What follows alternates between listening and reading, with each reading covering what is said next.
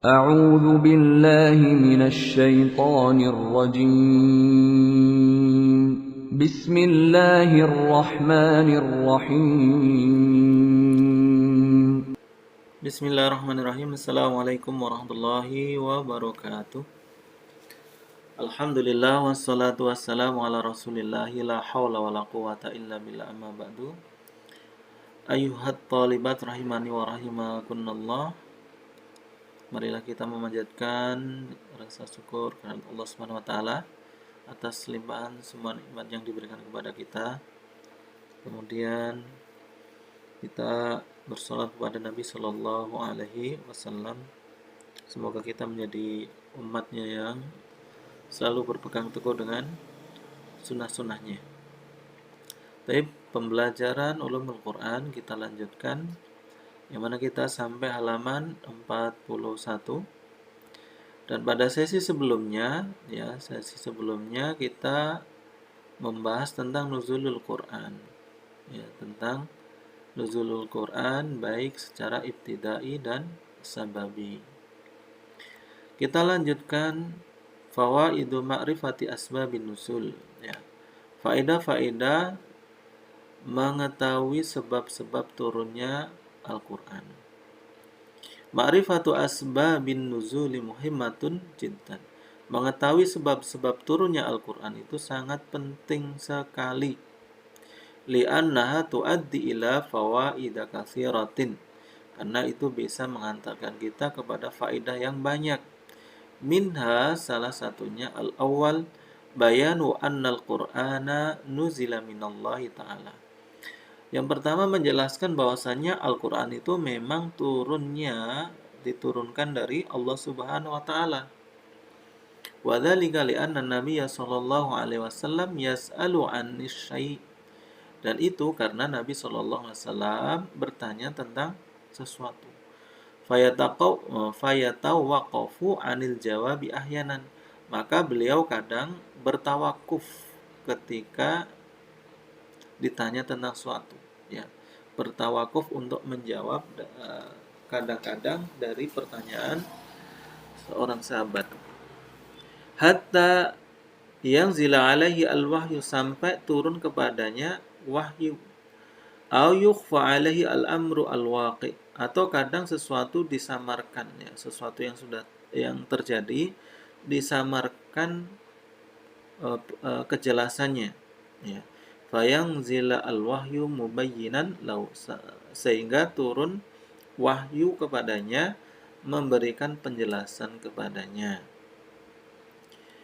Misalul awal, contoh yang pertama, qauluhu ta'ala, firman Allah Subhanahu wa taala, wa yas'alunaka 'anir ruh. Mereka bertanya kepada engkau tentang ruh. Qulir ruhu min amri rabbi.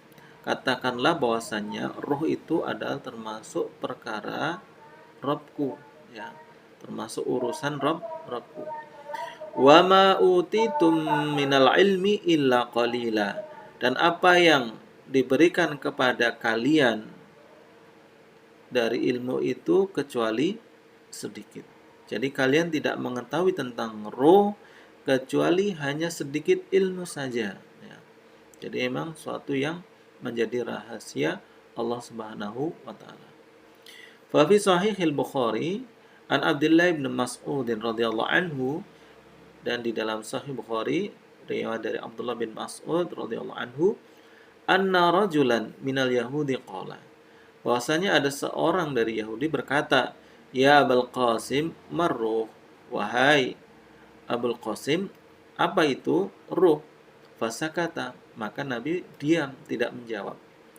Wa fil lafdhin, dan di lafaz yang lain, fa amsakan nabiyyu sallallahu alaihi wasallam. Fa amsaka an-nabiyya sallallahu alaihi wasallam. Dan ini menahan Nabi sallallahu alaihi wasallam. Falam yarudda alaihim syai'an. Dan Nabi tidak menjawab pertanyaan mereka sesuatu pun.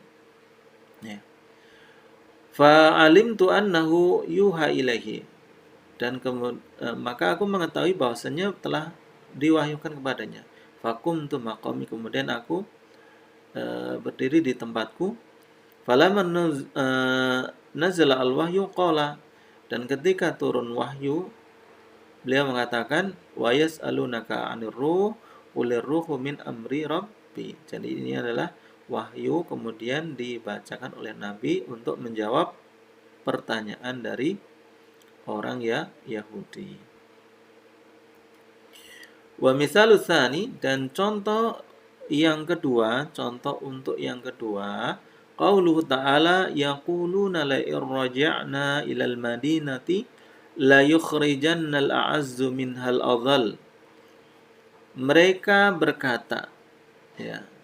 Mereka berkata, sekiranya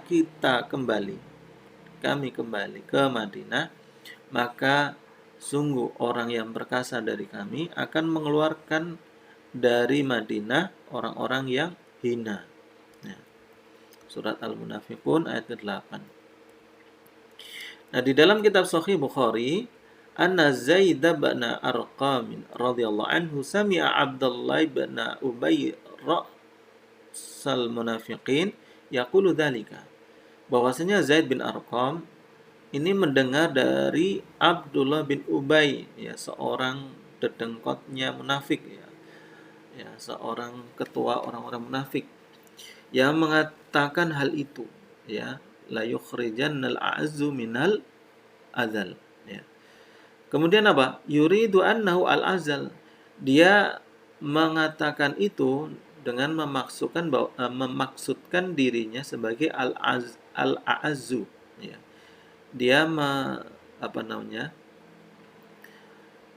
menyebut dirinya sebagai al-a'azzu. Wa Rasulullah sallallahu alaihi wasallam wa ashabu al-adal. Adapun Rasulullah dan para sahabatnya sebagai al-adal, yang hina, ya. Al-azzu itu yang mulia. Jadi Abdullah bin Ubay mengatakan hal itu dengan bermaksud dia sebagai yang mulia, Rasulullah dan para sahabatnya sebagai orang yang hina. Fa akhbara Zaidu ammahu bidzalik. Kemudian Zaid menghabarkan pamannya dengan hal itu. Fa akhbara bihi an-nabiy sallallahu alaihi wasallam. Kemudian pamannya menghabarkan kepada Nabi sallallahu alaihi wasallam. Fada'a an-nabiy sallallahu alaihi wasallam Zaidan. Kemudian Nabi memanggil Zaid.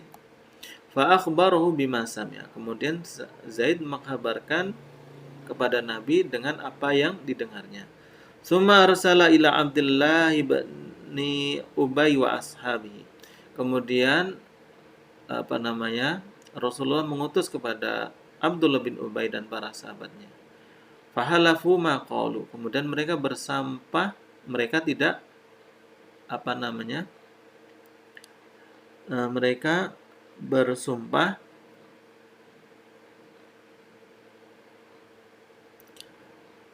tidak mengatakannya. Fazadaqahum Rasulullah sallallahu alaihi wasallam. Tetapi Rasulullah membenarkan mereka. Maksudnya Rasulullah mengatakan bahwasanya itu benar. Fa'anzalallahu tasdiqa Zaidin fi hadhil ayah. Kemudian Allah menurunkan ayat ini sebagai bentuk pembenaran terhadap Zaid. Jadi mereka bersumpah tidak mengatakan. Tetapi Rasulullah mengatakan bahwasanya mereka itu benar telah mengatakan hal itu. Turun ayat yang membenarkan apa yang disampaikan oleh Zaid. Fastabanal amru li Rasulillahi sallallahu alaihi wasallam. Maka perkaranya itu telah menjadi jelas bagi Rasulullah sallallahu alaihi wasallam. Asani bayanu inayatillahi ta'ala bi rasulihi sallallahu alaihi wasallam fi difa'i anhu. Penjelasan tentang perhatian Allah Subhanahu wa taala terhadap Rasulnya dalam membelanya, ya. Jadi Allah memperhatikan Rasulnya dengan membelanya. Misalu dzalika, contohnya firman Allah Subhanahu wa taala, wa qala alladziina kafaru laula nuzila 'alaihil qur'anu jumlatan wahidah kadzalika linutsabbita fihi fu'adak wa rattalnahu tartila. Maka orang-orang kafir berkata, kenapa ya Al-Qur'an itu tidak diturunkan kepadanya dalam jumlah satu, ya, dengan kesatuan jumlah. atau sekali turun, ya. Jadi plek satu kitab langsung turun kepada Nabi. Maka Allah memberi alasan, kadzalika linusabbita bihi fuadak. Yang demikian itu jadi turun secara perlahan-perlahan agar apa? Agar mengokohkan hatimu dengan Al-Qur'an. Dan kami membacakannya dengan secara tartil, ya, secara pelan. Wa kadzalika ayatul ifki. Demikian pula ayat-ayat yang menjelaskan tentang berita bohong. Fa innaha difa'u an firasin Nabi sallallahu alaihi wasallam wa tadhhirun lahu amma dannasahu minal affakun. Ya. Maka ini adalah ayat yang membela kehormatan keluarga Nabi sallallahu alaihi wasallam, ya. Rumah tangga Nabi sallallahu alaihi wasallam, dan mensucikannya dari kotoran-kotoran yang dilakukan oleh para penyebar berita bohong, ya. Kemudian asalis bayanu inayatillahi ta'ala bi ibadihi fi tafriji kurubatihim wa izalati ghumumihim. Penjelasan perhatian Allah Subhanahu wa taala terhadap para hambanya dalam mengeluarkan mereka dari musibah dan menghilangkan kesedihan mereka, ya. Misalu dzalika ayatut tayammum. Contohnya adalah ayat tayamum. Fa fi sahihil Bukhari, di dalam kitab Sahih Bukhari, annahu dha'a 'abdun li Aisyah radhiyallahu anha, bahasanya telah hilang, ya, kalung Aisyah, ya, kalung Aisyah radhiyallahu anha. Wa hiya ma'an Nabi sallallahu alaihi wasallam fi ba'di asfarihi, yang mana beliau ikut bersama Nabi di dalam sebagian perjalanannya. Fa aqama an-nabiy sallallahu alaihi wasallam li talabihi. Maka kemudian Nabi berhenti, ya, kemudian mencari kalung-kalung tersebut, ya. Jadi Nabi berhenti untuk mencari kalung yang hilang dari Aisyah. Wa aqaman nasu ala ghairi ma'in. Kemudian yang terjadi apa? Orang-orang itu berhenti tanpa ada perbekalan air. Fasyakau dzalika ila Abi Bakrin. Kemudian mereka mengadu kepada Abu Bakar. Fadzakara al-hadis, kemudian menyebutkan hadis, fa fihi fa anzalallahu ayat tayammum. Fatayammam. Maka Allah menurunkan ayat tayamum, kemudian mereka bertayamum, ya. Faqala Usaid bin Khudair, kemudian Usaid bin Khudair berkata, ma hiya bi awwali barakatikum ya ala Abi Bakrin. Bukankah itu menjadi awal keberkahan keluarga kalian, wahai keluarga Abu Bakar, ya. Wal hadisu fi al-Bukhari matulan. Hadis di dalam Bukhari ini itu panjang. Summa ar-rabi' fahmul ayat 'ala al-wajhi as-sahih. Memahami ayat, ya, faedah berikutnya adalah memahami ayat sesuai dengan pemahaman yang sahih, ya, atau memahami ayat sebagaimana mestinya, ya. Misalu dzalika qaulu ta'ala. Contohnya adalah firman Allah Subhanahu wa taala, innas safa wal marwata min sya'airillah. Faman hajjal baita aw i'tamara fala junaha alaihi ayyatawafa bihima. Sesungguhnya Safa dan Marwa itu termasuk dari syiar-syiar Allah. Maka barang siapa yang berhaji atau berumrah, maka tidak dosa baginya untuk bertawaf atau mengelilingi keduanya. Ayyas'a bainahuma, atau bersa'i, maksudnya antara Safa dan Marwa ini adalah sa'i, yaitu bersa'i di antara keduanya.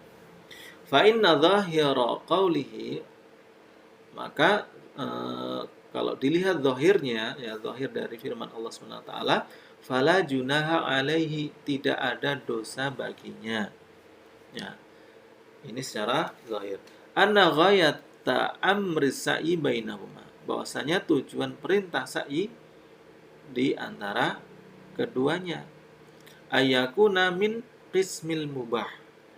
Bahwasanya secara zahir redaksinya ini termasuk bagian perkara yang mubah, bukan perkara wajib. Ya, fala junaha alaihi. Wa fi sahih Bukhari, dan di dalam Sahih Bukhari an Asim bin Sulaiman, qala, beliau berkata, sa'altu Anas bin Malik radhiyallahu anhu anis Safa wal Marwah. Aku bertanya kepada Anas bin Malik tentang Safa dan Marwah. Ya. Qala, kemudian beliau menjawab, kunna nara annahuma min amril jahiliyah. Kami berpendapat bahwasanya keduanya itu termasuk dari perkara jahiliyah. Falamma kana al-islamu amsakna anhuma. Dan ketika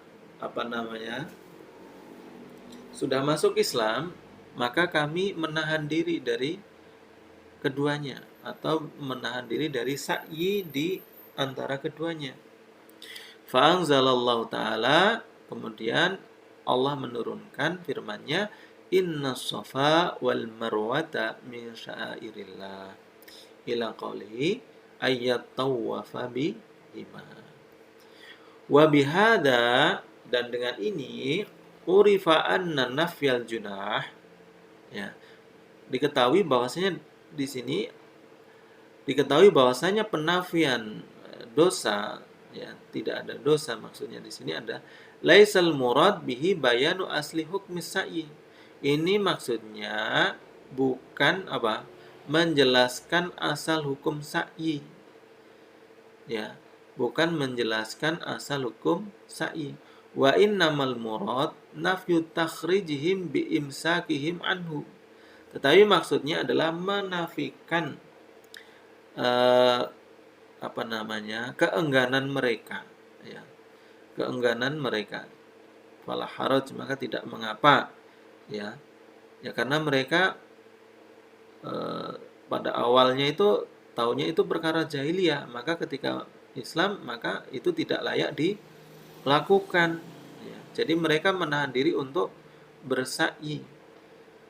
Nah, turun ayat fala junaha alaihi, tidak ada dosa baginya, itu maksudnya adalah agar mereka tidak menahan diri untuk bersa'i, ya. Ya, jadi bukan menjelaskan hukum sa'inya, ya. Haitsu kanu yarawna annahuma min amril jahiliyah, yang mana mereka memandang bahwasanya Safa dan Marwah itu termasuk dari perkara jahiliyah. Amma aslu hukmi sa'i faqad tabayyana biqaulihi min sya'airillah. Adapun asal hukum sa'i itu telah jelas, yaitu dengan firman Allah Subhanahu wa taala di dalam ayat tersebut juga, min sya'airillah, termasuk dari syiar-syiar Allah yang harus dilakukan.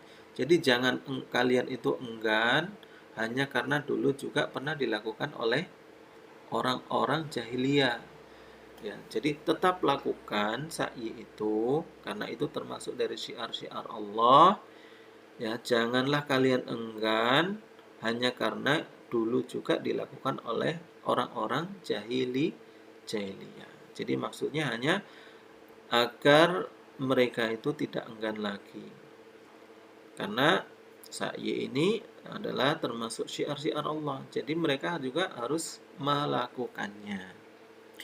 Taib ayyuhat talibat rahimani wa rahimakunallah. Demikianlah ya sesi kali ini yang menjelaskan tentang faedah-faedah mengetahui sebab-sebab turunnya Al-Qur'an. Ya.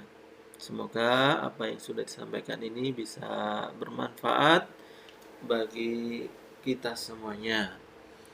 Mari kita tutup dengan doa kafaratul majlis. Subhanakallahumma wa bihamdika asyhadu an la ilaha illa anta astaghfiruka wa atubu ilaik. Wa akhirul kalam. Assalamualaikum warahmatullahi wabarakatuh.